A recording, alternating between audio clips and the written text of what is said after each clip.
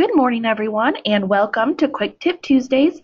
My name is Pam Anson. I am the Community Outreach Coordinator here at Better Business Bureau. If you have not joined us for Quick Tips before, it's pretty simple. We're just going to do a quick presentation about a topic that we hope will benefit your accreditation. So today, though this might not be the most exciting topic, it's really important. It's to shred or not to shred. And it's important to, if you are a small business, to really consider having a record retention plan. So that's what we're going to talk about today. So let's start with credit cards or purchasing documents. If you have any contracts, you obviously want to keep contracts that are still in effect, but you can keep contracts at least for 6 years after termination or disposal of those contracts. Credit card receipts, you can keep those, until they are reconciled with your monthly statements. And sales receipts, you should keep those for at least 6 years.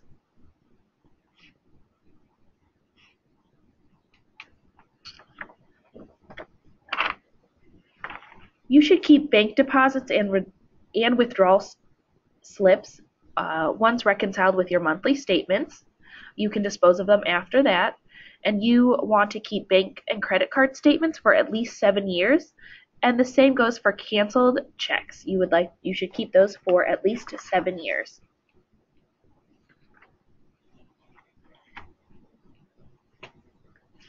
With investment documents, pension profit sharing informational returns, and retirement and savings plans, you should always keep those permanently. Never get rid of those documents.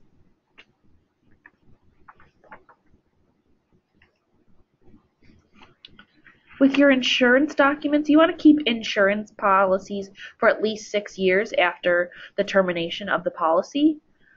The same goes for pension and profit sharing informational returns. Keep those for at least 6 years after termination of the policy. Now it is tax season, and that's one reason why we're talking about this today with your business and keeping documents. So you want to make sure you're keeping income tax payment checks permanently, your income tax return and worksheets for at least 7 years from the filing date, medical bills, if they are tax related, keep those for at least 7 years, and records for tax deductions such as charitable donations, keep that for at least 7 years. Now, if you have a home or residence, you should keep your bills for at least 1 year. However, if you have bills for larger purchases that might be retained for insurance purposes, you should consider keeping those longer. Deeds or mortgages, bills of sale, keep those forever. Same with legal correspondences. Any medical bills you have, keep those for at least 3 years. Contracts and agreements, at least 6 years. Payment stubs, shred after you've reconciled with your W-2 and taxes that are paid. Plan and trust agreements, keep those permanently. Any real estate of improvement, you want to retain those for the length of the home ownership. Utility records, keep for at least 3 years.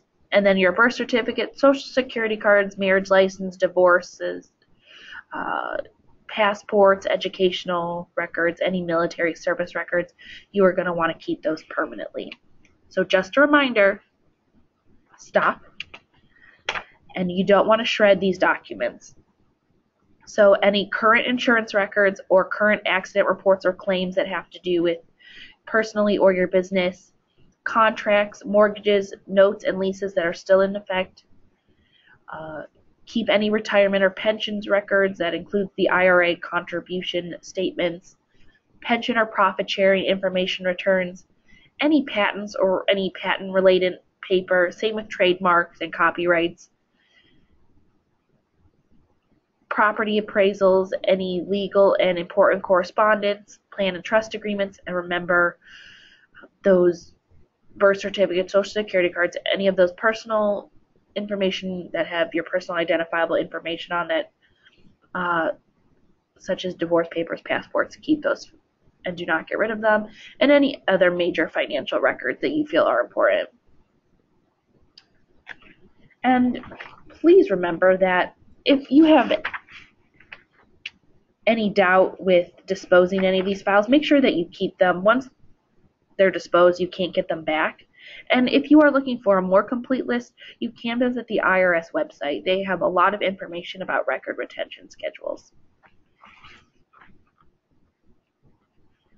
Now, whether you store your documents in your office or on your computer, it's important that you protect your business. And we suggest having a preemptive plan to kind of combat the problem to reduce downtime and decrease funds lost if your data is compromised.